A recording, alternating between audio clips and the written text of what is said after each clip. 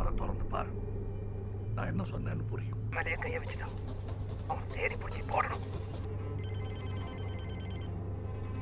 போன கொடுங்க. இப்படி போ.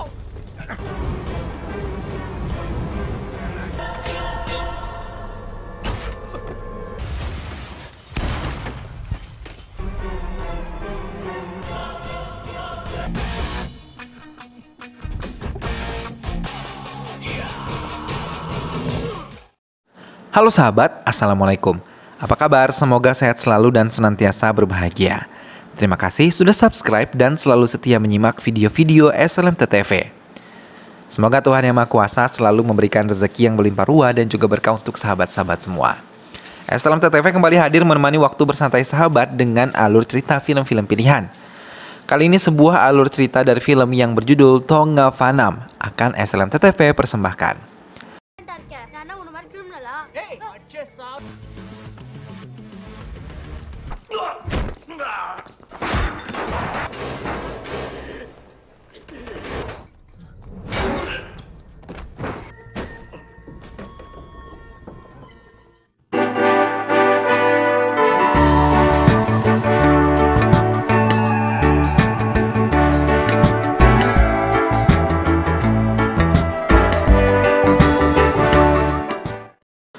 Pengincaran dimulai oleh Divakar dan Mani untuk sebuah mobil yang mereka incar sebagai penjual obat-obatan terlarang yang terbesar di kota mereka. Tak lama setelah mobil yang mereka incar lewat, mereka segera mengikutinya. Di dalam mobil, Mani dan Divakar mulai memakai topeng untuk membuang jati dirinya. Mereka membalikan arah mobilnya, menaiki jalan layang dan menghadang mobil incarannya. Dengan menggunakan besi, mereka menghantam kaca dan memaksa pengemudinya untuk bisa menyerahkan tas yang ada di dalam bagasi mobil mereka. Pemilik mobil tersebut menyiapkan pisau untuk membela dirinya. Namun, ia yang kurang ahli menggunakan pisau malah mengenai dirinya sendiri dan gagal melindungi tas yang menjadi incaran para pencuri tersebut. Namun keduanya berhasil melarikan diri dari Divakar dan juga Mani. Keduanya tidak mempedulikan mereka. Setelah tas berada di tangan mereka, Divakar dan Mani melarikan mobil mereka. Mereka menghentikan mobil dan pindah ke mobil yang bertulisan polisi. Kali ini Divakar yang menyamar menjadi pencuri berhasil menggagalkan penyelundupan obat-obatan terlarang sebanyak 10 kg dari tangan Vital Rao, bandar besar di kotanya. Namun Divakar yang terluka akibat tembakan meleset dari Mani wakilnya membuatnya harus mengobati lukanya sendiri dan hanya meminta saran dari temannya tentang obat yang harus digunakan. Vasu, putra satu-satunya Divakar, mencoba membangunkan ayahnya yang masih beristirahat untuk menikmati sarapan bersama. இது மட்டும் உடம்புக்கு நல்லதா? Di tengah menikmati sarapannya, ia harus menerima telepon tentang pekerjaannya. Vasu berulang kali protes akibat kesibukan ayahnya yang tidak bisa digantikan hari Minggu sekalipun. Sehingga seringkali mereka bertengkar karena waktu yang tidak pernah cukup. Mobil yang digunakan anak buah Vital Rao mulai diselidiki oleh beberapa polisi forensik. Ibu Vasu mendatangi Divakar untuk menanyakan putranya yang sampai pukul 7 ini ia belum ada di rumah. Divakar mencoba tenang menghadapi racauan mantan istrinya hingga ia pergi meninggalkan Divakar dengan kesal. Tak lama Vasu menelpon, namun Divakar terkejut ketika ia mendengar suara Vital Rao. Halo. Ia meminta agar Divakar menyerahkan tas yang berisi obat-obatan terlarang miliknya. Divakar segera memberitahu Mani, tapi Mani malah meminta 3 kg untuk dijual agar ia bisa membayar hutang-hutangnya. Hal itu membuat Divakar marah, namun ia masih bisa mengendalikan emosinya hingga pergi begitu saja meninggalkan Mani. Vasu yang diculik Vital Rao merasa ketakutan, berada di tempat yang tidak ia kenali. Sementara Divakar mengambil barang bukti yang telah ia simpan untuk bisa menebus putranya dari tangan Vital Rao. Mani menceritakan kekesalannya pada Diaviram karena ia telah gagal menjual 3 bungkus kokain untuk membayar semua hutangnya. Tanpa sepengetahuan Difakar, Mani berniat mengkhianatinya dan menjualnya kepada Diaviram. Difakar mengendari mobilnya dan berhenti di sebuah pusat hiburan sambil membawa tas barang bukti tersebut. Namun, ia tidak menyadari Malika telah melihat, merasa curiga dan memasuki tempat tersebut mengikuti Difakar yang lebih dulu memasuki tempat itu. Difakar memasuki sebuah toilet dan tetap membawa tas itu bersamanya. Di dalam toilet, ia mengambil satu bungkus obat-obatan terlarang dan menyembunyikannya di balik jas miliknya. Kemudian, tas yang ia bawa diletakkan di atas langit-langit toilet tersebut. Malika yang mencurigainya memasuki toilet yang tadi dimasuki oleh Difakar. Sementara Difakar sendiri memasuki klub malam tersebut dan mencari orang yang telah berbuat kesepakatan dengannya. Malika yang telah berhasil mengambil tas tersebut baru menyadari kalau itu adalah obat-obatan terlarang. Difakar yang telah menunggu menyiapkan senjata dan diletakkan di samping tempat duduknya. Malika memindahkan tas yang telah ia ambil dari toilet laki-laki ke toilet wanita. Kemudian menghubungi Diaviram dan menceritakan semua yang baru saja ia hadapi. Diaviram meminta Malika untuk tidak menghilangkan bukti yang ada di dalam tas tersebut. Malika memasuki klub sementara Difakar masih mencari orang-orang Vital Rao yang telah berjanji temu dengannya. Hingga ia menentukan sebuah ruangan di mana Vital Rao telah menunggunya. Difakar meminta Vital Rao untuk menunjukkan putranya, namun Vital Rao juga meminta ditunjukkan putranya berada. Namun Vital Rao malah meledek Difakar karena kegagalannya dalam berumah tangga. Diaviram mendatangi klub Insomnia di mana Malika dan Difakar berada. Setelah menunjukkan kartu anggota polisinya, Diaviram memasuki tempat tersebut. Klub yang sudah ramai dengan pengunjung membuat Difakar agak kesulitan untuk melintas. Setelah memasuki toilet pria, ia terkejut ketika tidak mendapatkan tas di tempat yang ia sembunyikan. Tak lama ia menelpon Mani dan memintanya untuk datang menemuinya. Diaviram mencoba mencari tas yang disimpan Malika di dalam toilet wanita dan ia memastikan kalau itu adalah obat-obatan terlarang. Sementara Vital Rao telah ditunggu penadah obat-obatan terlarang untuk bisa menyerahkan barang yang telah ia pesan. Semua pihak merasa bingung kemana tas yang mereka inginkan. Penjaga memberitahu kalau Difakar diikuti Malika saat ia bertanya tas hitam kepada penjaga pintu itu. Difakar memutuskan untuk pergi ke dapur meminta beberapa bungkus tepung di sana yang akan menggantikan barang milik Vital Rao. Bersama seorang pelayan ia mempersiapkan semuanya hingga ia berhasil membuat bungkusan-bungkusan tepung tersebut mirip dengan 10 kg obat-obatan terlarang yang telah dihilangkannya. Ia membawa tas tersebut ke ruang di mana Vital Rao berada sebelumnya.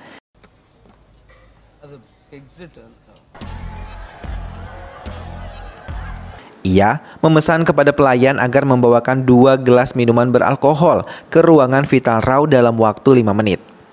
Pembeli obat-obatan terlarang tersebut mencoba memeriksa tas yang baru saja diberikan oleh Difakar. Namun Difakar yang telah menguncinya membuatnya sulit untuk membuka tas tersebut.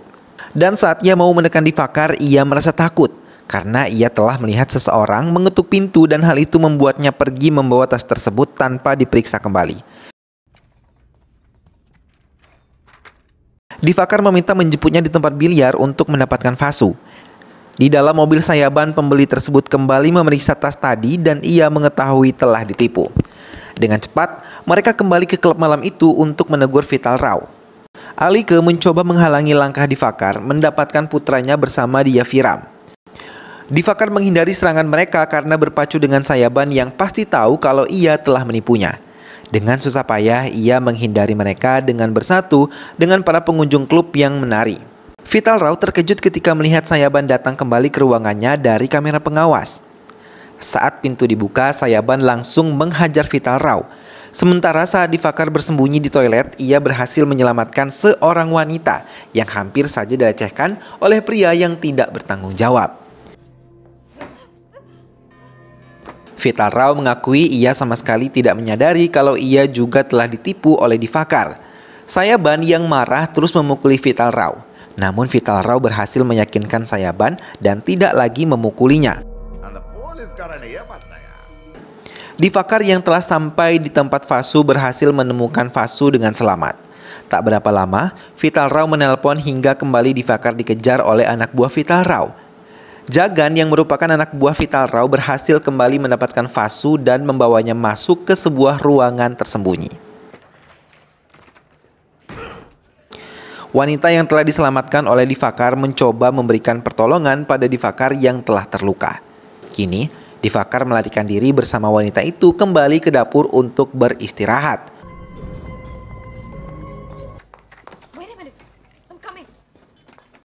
Wanita yang dikenal bernama Esther mengobatinya setelah merasa tenang.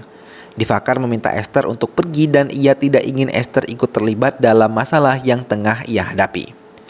Fasu yang berani kini meracau di hadapan Jagan hingga membuatnya kesal dan mengancam Fasu.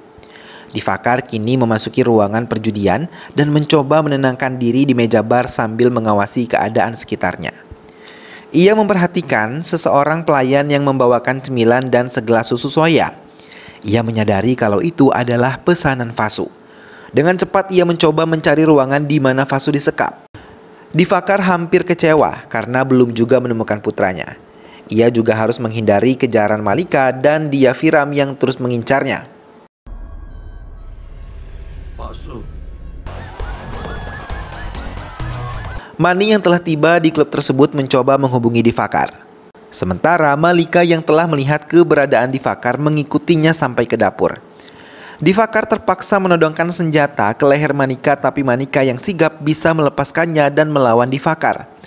Mereka pun berkelahi di tempat tersebut dan mengusir semua pelayan yang mencoba ikut campur dalam urusan mereka.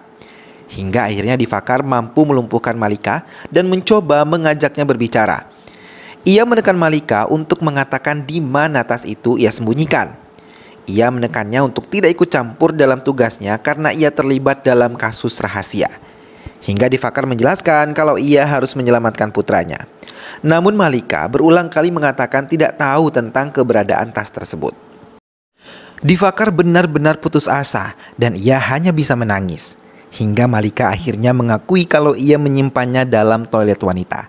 Tak lama, Diaviram datang untuk menyusul Malika hingga akhirnya menyerang Difakar dan mencoba untuk memborgolnya. Sebisa mungkin Difakar menghindari serangan Diaviram. Hingga akhirnya ia bisa melumpuhkan Diaviram dan membawanya keluar dari dapur.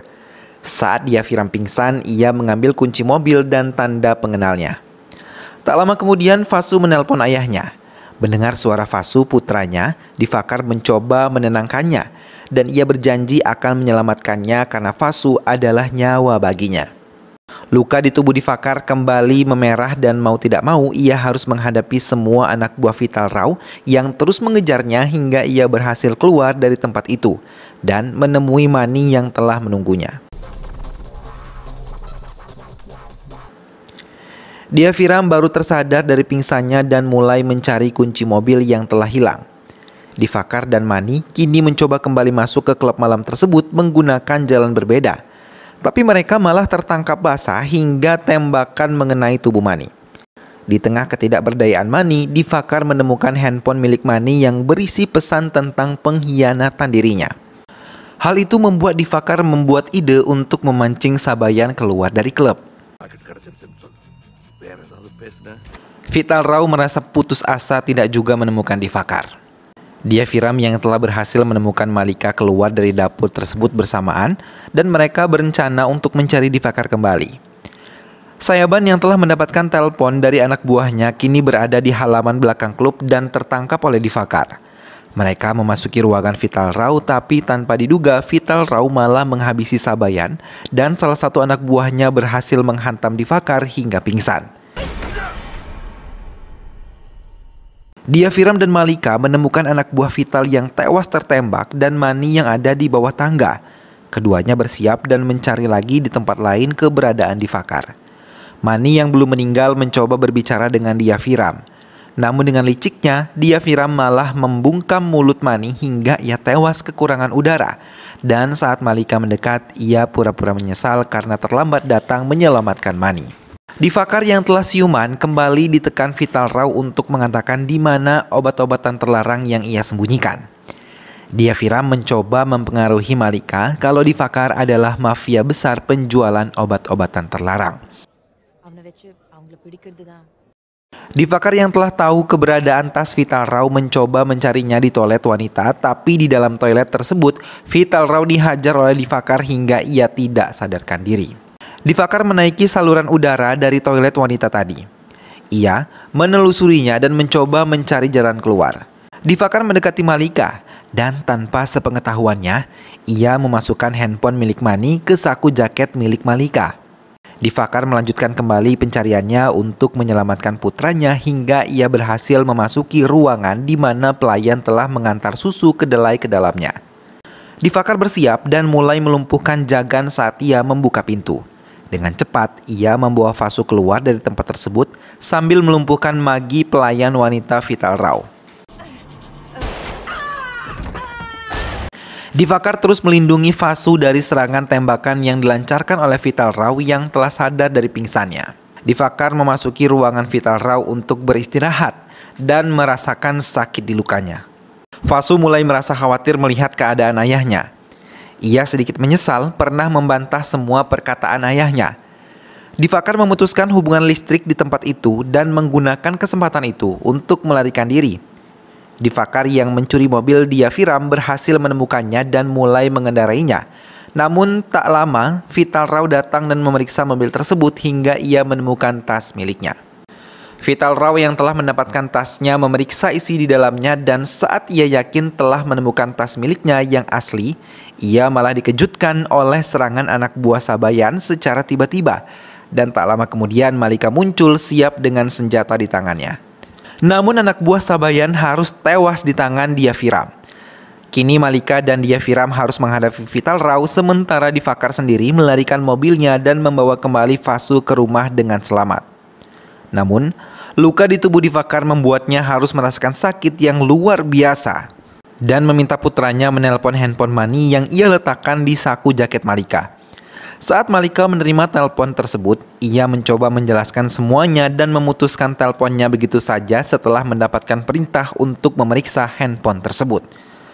Malika melakukan tugas yang dikatakan oleh Divakar hingga ia mengetahui kalau Mani telah bekerja sama dengan Diaviram untuk mengkhianati Divakar dan menguasai tas berisi 10 kg obat-obatan terlarang tersebut.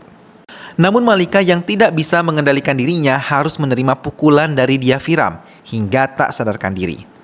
Dan Diaviram menembak mati Vital Rao serta supir mobilnya. Ia juga membuat mobil tersebut mengalami kecelakaan dan dalam kesempatan itu ia mencoba melarikan diri. Tak berapa lama polisi datang mencoba menyelamatkan Diaviram.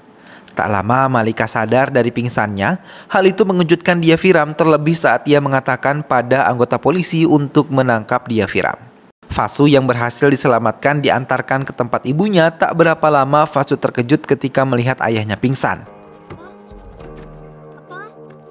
Dengan keberanian yang ia miliki, ia mencoba mengendarai mobilnya dan membawa ayahnya ke rumah sakit. Semua perawat segera menolong Divakar yang sudah tidak sadarkan diri. Vasu memandang tubuh ayahnya yang memasuki ruang ICU untuk mendapatkan perawatan. Tak lama Esther datang dan merupakan perawat di rumah sakit itu, mencoba menenangkan Vasu yang khawatir. Malika yang mendapatkan perawatan di rumah sakit itu memberikan semangat untuk Vasu agar bisa melewati masa-masa ini dengan baik. 3 bulan kemudian, Malika yang kini menjadi wakil Divakar mencoba menyelesaikan kasus pembunuhan polisi yang baru saja terjadi. Dengan kerjasama yang baik, mereka bisa melumpuhkan semua musuh-musuh mereka dan film pun selesai. Nah sahabat, itulah tadi alur cerita dari film yang berjudul Tongavanam. Dari film ini kita bisa belajar bahwa yang namanya kejahatan tidak akan pernah bisa memenangkan pertarungan dengan kebaikan. Kebaikan akan selalu mendapatkan kemenangan dan akan selalu unggul dibandingkan dengan kejahatan. Mudah-mudahan kita semua terinspirasi setelah menyimak alur cerita film ini. Terima kasih sudah menyimak video ini sampai akhir dan sampai berjumpa kembali di alur cerita film-film selanjutnya. Dukung selalu SLMT TV dengan cara klik like, komen, share, dan juga subscribe. Sampai jumpa lagi sahabat, jangan lupa jaga kesehatan dan wassalamualaikum.